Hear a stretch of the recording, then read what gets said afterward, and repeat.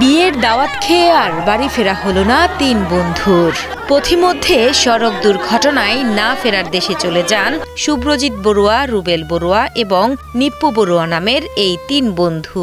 পরিবারের একমাত্র উপার্জনক্ষম ব্যক্তিদের মৃত্যুর শোক সইতে না পেরে এভাবেই মরদেহের খাটিয়ার পাশে বসে কান্নায় ভেঙে পড়েছেন আপনজনেরা। এগুলো মানা যায় না, এক একজনের এক একটা পরিবার, ওদের ছেলে মেয়ে সবাই এখনো ছোট ছোট।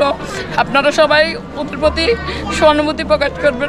জানা যায় 16 জানুয়ারি দিবাগত রাতে দুই বন্ধুকে সাথে নিয়ে মোটরসাইকেলে করে সনি এক বন্ধুর বিয়েতে যান। বিয়ের অনুষ্ঠান শেষ করে বাড়ি ফেরার পথে মিরসরাই উপজেলা ঢাকা চট্টগ্রাম মহাসড়কের সোফিয়া রোড এলাকার ইউটার্নে দ্রুতগামী এক্সি বাস ধাক্কা দিলে মোটরসাইকেল থেকে ছিটকে পড়ে ঘটনাস্থলে মৃত্যু হয় এই তিন বন্ধুর। টহল পুলিশ আমাকে টেলিফোন করছে, আপনার দোকানের কিছু ভিজিটিং কার্ড আলা একটা লোক পাইছে, লোক এখানে অ্যাক্সিডেন্ট করছে, সনি বড়ুয়া আর দুজনকে চিনে না। তাৎক্ষণিকভাবে কি সনি বড়ুয়ার বাড়ির সাথে যোগাযোগ করলাম, কি সনি বড়ুয়া কোথায়?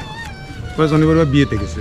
আমরা ওইখানে গেলাম, মোসান্নগর যাওয়ার পরবর্তীতে শুনলাম যে তিনজনে কি মৃত্যুবরণ করছে। নিহতরা হলেন মায়ানী ইউনিয়নের বড়ুয়াপাড়া গ্রামের ৪৫ বছর বয়সী রুবেল বড়ুয়া ও একই গ্রামের বাসিন্দা ৪৫ বছর বয়সী নিপ্পু বড়ুয়া এবং ৪০ বছর বয়সী শুভ্রজিৎ বড়ুয়া সনি।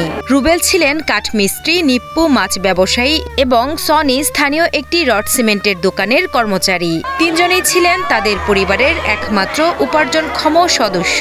তাদের এমন অকাল মৃত্যুতে পুরো পরিবারে নেমে এসেছে শোকের ছায়া। এখানে যাই দেখতেছে তিনজনই স্পট ডেড। এরপরে দেখে নিয়ে আসছে যে প্রতিটা করে একজন করে সন্তান আছে এবং সবাই বিবাহিত এবং খুবই অল্প বয়সে এরা মারাত্মকভাবে অ্যাক্সিডেন্টে আহত হয়েছে এবং এরপর তো স্পট ডেটে নিহত হয়েছে এবং এদের জন্য অবশ্যই ক্ষতিপূরণ দরকার। 17 জানুয়ারি দুপুরে তিন বন্ধুর শেষকৃত্য অনুষ্ঠানের জন্য মায়ানী বড়ুয়া পাড়ার স্থানীয় বৌদ্ধ মন্দিরে সারিবদ্ধ করে রাখা হয় তাদের মরদেহ। একই গ্রামের তিন তরুণের মর্মান্তিক সড়ক দুর্ঘটনার মৃত্যুতে পরিবার ও স্বজনদের মাঝে বইছে শোকের ছায়া। আমিও শোকাত্মা হিসাবে কথা বলতে পারছি না, তবুও বলছি এবং আপনাদের অনুরোধে আপনাদের এই বেপরোয়া গাড়ি চালানো এবং সামনে আপনারা এগুলা আইনের আওতায় এনে আপনারা দেখবেন এবং আপনারা একটা সাহায্য সহযোগিতার অনুমোদন করবেন। তিনজনে বিবাহিত, তাদের ঘরে বাচ্চা কাচ্চাগুলো ছোট, তাদের সহায় সম্বল বলতে কিছু নেই। তারাই ছিল সবচেয়ে উপার্জনক্ষম ব্যক্তি। আজকে তারা পরিবারগুলো অসহায় এর পথে বসে গেছে।